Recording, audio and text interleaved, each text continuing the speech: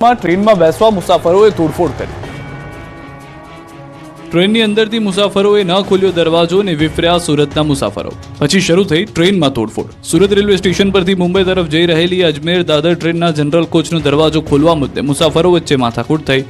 અજમેર બાંદ્રા સુરત સ્ટેશનના platform number 4 પર ઊભી રહેતા જ ટ્રેનમાં બેસવા માટે મોટી સંખ્યામાં મુસાફરો ટ્રેનના દરવાજા પર પહોંચી ગયા। ટ્રેનમાં બેસવા માટે પડાપડી થઈ, પરંતુ બેસવા માટે મુસાફરોએ જનરલ કોચનો દરવાજો ખોલવા જણાવ્યું। આ દરમિયાન અંદરથી બે યુવકો દરવાજો ખોલવાનો પ્રયત્ન કરતા જોવા મળ્યા। આ દરમિયાન અન્ય મુસાફરોએ વિરોધ કરી દરવાજો ખોલવાનો ઇનકાર કરતા મામલો ગરમાયો। આ દરમિયાન એક યુવક દ્વારા પેન્ટ ખોલીને અશ્લીલ હરકત કરવામાં આવતા મુસાફરો વિફર્યા। ટ્રેનનો દરવાજો ખોલવા માટે મુસાફરો દ્વારા રીતસર ટ્રેનમાં તોડફોડ કરવામાં આવી। બારીઓના કાચ અને લોખંડની ગ્રીલ તોડી નાખવામાં આવી। આ ઘટનામાં રેલવે પ્રોટેક્શન ફોર્સે 5 અને રેલવે પોલીસે 1ની અટકાયત કરી હતી। તમામને કોર્ટમાં રજૂ કરાતા દંડ ફટકાર્યો હતો। હાલ ટ્રેનના સ્ટોપેજમાં બદલાવ આવ્યો હોવાથી આરપીએફ અને રેલવે પોલીસનો સ્ટાફ પ્લેટફોર્મ પર તૈનાત જ હતો, તેથી તાત્કાલિક તેઓ જનરલ કોચ પાસે પહોંચી મામલો થાળે પાડ્યો હતો। જોકે ટ્રેન ઉપડી જતા મુસાફરોએ એક ચેઇન પુલિંગ કર્યું હતું। બીજી તરફ સુરતના ઉત્તરાયણ રેલવે સ્ટેશન પર પેસેન્જરોએ હોબાળો મચાવ્યો। સુરત ભરૂચ મેમો ટ્રેન મોડી થતા પેસેન્જરોનો પિત્તો ગયો। ઉપરથી રેલવે સ્ટેશન દ્વારા યોગ્ય ઉત્તર ન અપાતા હોબાળો મચ્યો। પેસેન્જરો માટે રેગ્યુલર તેમજ અન્ય ટ્રેનોના સ્ટોપેજ આપવામાં આવે તેવી માંગ છે। સુરતમાં રામ મંદિર તોડી પડાતા રોષ, સ્થાનિકો રડી પડ્યા। સુરતના સચિન વિસ્તારની સોસાયટીમાં કંઈક આ રીતે મંદિર પર ફરી વળ્યું બુલડોઝર। સુરત શહેરના વોર્ડ નંબર 30માં આવેલા સચિન વિસ્તારની એક સોસાયટીમાં લોકોએ રામજી મંદિર બનાવ્યું હતું। સ્નેહ મિલન સોસાયટીના કોમન પ્લોટમાં સ્થાનિકોએ ભગવાન રામનું મંદિર બનાવ્યું। દરરોજ લોકો પૂજાપાઠ કરતા, લોકોની આસ્થા જોડાયેલી હતી। ત્યારે આ અંગે કોઈએ ફરિયાદ કરતા સુરત મહાનગરપાલિકાની ટીમ બુલડોઝર સાથે મંદિર તોડવા પહોંચી, જે દરમિયાન લોકોએ વિરોધ કર્યો। મંદિર ન તોડવા માટે ટીમને રોકી હતી। એસએમસીની ટીમ પોલીસ બંદોબસ્ત સાથે પહોંચી હતી। પોલીસે લોકોને સમજાવવા બાદ મહાનગરપાલિકાના બુલડોઝરે મંદિરને તોડી મેદાન સાફ કર્યું। લોકોની નજર સામે જ રામ ભગવાનનું મંદિર તૂટતા લોકોની આંખોમાં આંસુ આવી ગયા। એસએમસીની કામગીરી સામે સ્થાનિકોમાં ખૂબ જ નારાજગી વ્યાપી। વલસાડના હળમતિયામાં ઝેરી મધમાખીના હુમલાથી ખેડૂતનું મોત। જૂનાગઢ જિલ્લાના ભેસાણ તાલુકાના વિશાળ હળમતિયા ગામમાં ઝેરી મધમાખીઓના ઝુંડે ખેત મજૂરી કરતા વૃદ્ધ પર હુમલો કર્યો।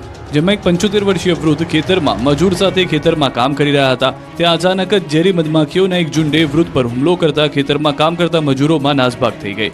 પરંતુ ખેતરમાં કામ કરતા 75 વર્ષીય વૃદ્ધ ચક્કા વાગેલા ભાગવા જતા પડી ગયા અને ઝેરી મધમાખીઓના ઝુંડે દાદાને ઘેરી લીધા। વૃદ્ધે બૂમાબૂમ કરતા આસપાસના અન્ય લોકો દ્વારા 108માં કોલ કરવામાં આવ્યો। એમ્બ્યુલન્સની મદદ માંગી ત્યારે ગણતરીની મિનિટમાં 108 એમ્બ્યુલન્સ ઘટના સ્થળે પહોંચી। 108ના પાયલોટ અને ત્યાં હાજર એક વ્યક્તિએ પીપીઈ કીટ ઉપયોગ કરી હેલ્મેટ પહેરી અને વૃદ્ધ નજીક એમ્બ્યુલન્સ ખેતરમાં લઈ જઈ અને મહામહેનત વૃદ્ધને એમ્બ્યુલન્સમાં લેવામાં આવ્યા અને જરૂરી સારવાર અર્થે જૂનાગઢ સિવિલ હોસ્પિટલમાં ખસેડવામાં આવ્યા, જ્યાં 24 કલાકની સારવાર બાદ ઝેરી મધમાખીઓના ડંખથી વૃદ્ધનું મૃત્યુ નીપજ્યું હતું। ભાવનગરમાં ઢોર માલિકોની દાદાગીરી, પોલીસની હાજરીમાં ઘર્ષણ। ભાવનગરમાં ઢોર માલિકોએ ઢોર પકડવા આવેલા કર્મચારીઓ સાથે દાદાગીરી કરી। ભાવનગર શહેરના રોડ ઉપર એક તરફ રખડતા ઢોરના અડીંગાને કારણે વારંવાર અકસ્માતો બની રહ્યા છે, ત્યારે બીજી તરફ કોર્પોરેશન દ્વારા ઢોર પકડવાની કામગીરી કરતા આજે આઝાદનગર વિસ્તારમાં જવાહરનગર સોસાયટીમાં ઢોરના માલિકો દ્વારા કોર્પોરેશનના કર્મચારીઓ સાથે બોલાચાલી કરી।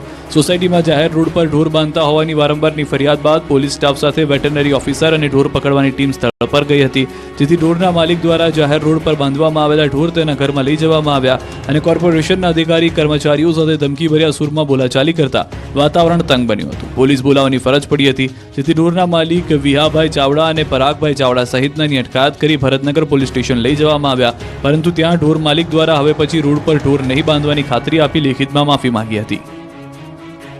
સ્થાનિક સ્વરાજની ચૂંટણી પહેલા ફરી ક્ષત્રિય સમાજ મેદાને, સીએમને મળ્યા। સ્થાનિક સ્વરાજની ચૂંટણી પહેલા ક્ષત્રિય સમાજ ફરી સક્રિય થયો છે। શુક્રવારે ગાંધીનગરમાં રાજપૂત સંકલન સમિતિના સભ્યો મુખ્યમંત્રી ભૂપેન્દ્ર પટેલને મળ્યા હતા। રાજપૂત સમાજ સંકલન સમિતિના સભ્યોએ સીએમ સાથે બેઠક કરી હતી, જેમાં ક્ષત્રિયોને સંગઠનમાં સ્થાન આપવા માંગ કરી। ક્ષત્રિય સમાજને સંગઠનમાં યોગ્ય સ્થાન મળે તે અંગે ચર્ચા કરી। વિધવા પેન્શન યોજનામાં વધારો કરવા માંગ કરી, તો ક્ષત્રિય સમાજ આગામી દિવસોમાં અન્ય રાજકીય પક્ષમાં પણ આ જ રજૂઆત કરશે। અલગ ભીલ પ્રદેશની માંગ પર બે આદિવાસી નેતાઓ વચ્ચે થઈ તડાફડી। અલગ ભીલ પ્રદેશની માંગ લઈને નર્મદામાં એક મંચ પર બે આદિવાસી નેતાઓ આમને સામને આવી ગયા। ડેડિયાપાડાના ધારાસભ્ય ચેતર વસાવાએ ગાડિત ગામે ફરી અલગ પ્રદેશ બનાવવાનો મુદ્દો ઉછાળ્યો, જેને લઈને રાજ્યના શિક્ષણ મંત્રી કુબેર ડિંડોરે પલટવાર કર્યો। ચેતર વસાવાને જવાબ આપતા પ્રહાર કર્યા। રાજપીપળાની રાજેન્દ્ર સ્કૂલના વાર્ષિક સંમેલનમાં હાજરી આપવા આવેલા કુબેર ડિંડોરે ચેતર વસાવાને આડે હાથ લેતા કહ્યું કે ચેતર વસાવાનું નામ છેતર વસાવા છે, જે છેતરવાનું કામ કરે છે, જે છેતરી જશે। અલગ બિલ પ્રદેશને લઈને લોકોને ગેરમાર્ગે દોરવાનું બંધ કરવા અપીલ કરી. આ કાર્યક્રમમાં સાંસદ મનસુખ વસાવા, પૂર્વ ધારાસભ્ય પીડી વસાવા સહિત આગેવાનો હાજર હતા. સત્તાધારની આપાગીગાની જગ્યાને લઈને મહંત નરેન્દ્ર સોલંકી ફરી મેદાન. અમરેલીમાં સુપ્રસિદ્ધ સત્તાધાર આપાગીગાના ગાદીપતિ વિજય બાપુ સામે ગંભીર આરોપ બાદ હવે ભારે વિવાદ સર્જાયો છે. આ વિવાદ મામલે ફરી એકવાર મહંત નરેન્દ્ર સોલંકી મેદાને આવ્યા છે. આપાગીગા ઓટલાના મહંત નરેન્દ્ર સોલંકીએ જૂનાગઢની સત્તાધાર જગ્યાના મહંત વિજય ભગત પર ફરી ગંભીર આક્ષેપ કર્યા. ચોટીલાના આપાગીગાનો ઓટલો નામની જગ્યા મહંત નરેન્દ્ર સોલંકી દ્વારા વિજય ભગત પર આક્ષેપ કરી મોટા ખુલાસા કર્યા. તેમણે કહ્યું કે વિજય ભગત મારા પર આક્ષેપ કરે છે તેમાં કોઈ નવાઈની બાબત નથી. તેઓ અગાઉ પણ મારા પર આક્ષેપ કરી ચૂક્યા છે, પરંતુ હું તેમને ખુલ્લામાં મારી સાથે 1-to-1 કરવાની ચેલેન્જ આપું છું. કહ્યું કે વિજય ભગતના બધા પુરાવા આપીશ, આર્થિક લેવડ દેવડના અને અન્ય પુરાવા પણ આપીશ. છેલ્લા 3 મહિનાથી હું પુરાવાઓ ભેગા કરી રહ્યો છું. સમય આવી ગયો છે કે હવે વિજય ભગતને સત્તાધાર ધામમાંથી રવાના કરવા. રાજકોટનું જૂનું યાર્ડ નવી ડુંગળીથી છલકાયું. જ્યાં જ્યાં નજર કરો ત્યાં ગરીબોની ગણાતી કસ્તુરી જ કસ્તુરી. મેદાન હોય કે શેડ, ગ્રાઉન્ડ હોય કે પછી વેપારીઓની દુકાન, અત્ર તત્ર સર્વત્ર ડુંગળી જ ડુંગળી દેખાઈ રહી છે. ડુંગળીના ઢગલે ઢગલાના આ દ્રશ્યો છે રાજકોટના જૂના માર્કેટયાર્ડના. નવી ડુંગળીની સિઝન શરૂ થતાં રાજકોટનું જૂનું માર્કેટયાર્ડ લાલચોળ ડુંગળીથી છલકાયું. એક જ દિવસમાં હજારો બોરી ડુંગળીની આવક થઈ. એટલી મોટી સંખ્યામાં ડુંગળી આવી જતા ડુંગળી રાખવાની જગ્યાઓ ખૂટી પડી. આસપાસના ગામડાઓમાંથી ખેડૂતો ડુંગળીને લઈને પહોંચી જતા યાર્ડ નાનું પડ્યું. ડુંગળીનો પટ ભરાઈ જતા માર્કેટિંગ યાર્ડ દ્વારા તેમના જ અન્ય પ્લોટમાં ડુંગળી રાખવાની વ્યવસ્થા કરવી પડી. પણ ડુંગળીના ભાવ આ વર્ષે 100 રૂપિયાથી માંડીને સારી ગુણવત્તાની ડુંગળીના 450 રૂપિયા પ્રતિમણ ના મળી રહ્યા છે.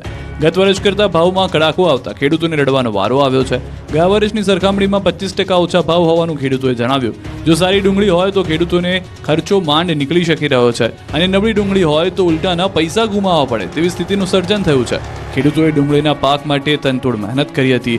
તેમને આશા હતી કે ડુંગળીના ખૂબ સારા ભાવ મળશે, જો કે તેમની આ આશા નિરાશામાં બદલાઈ ગઈ છે. કડીમાંથી પકડાઈ સરકારી ખાતરની હેરાફેરી.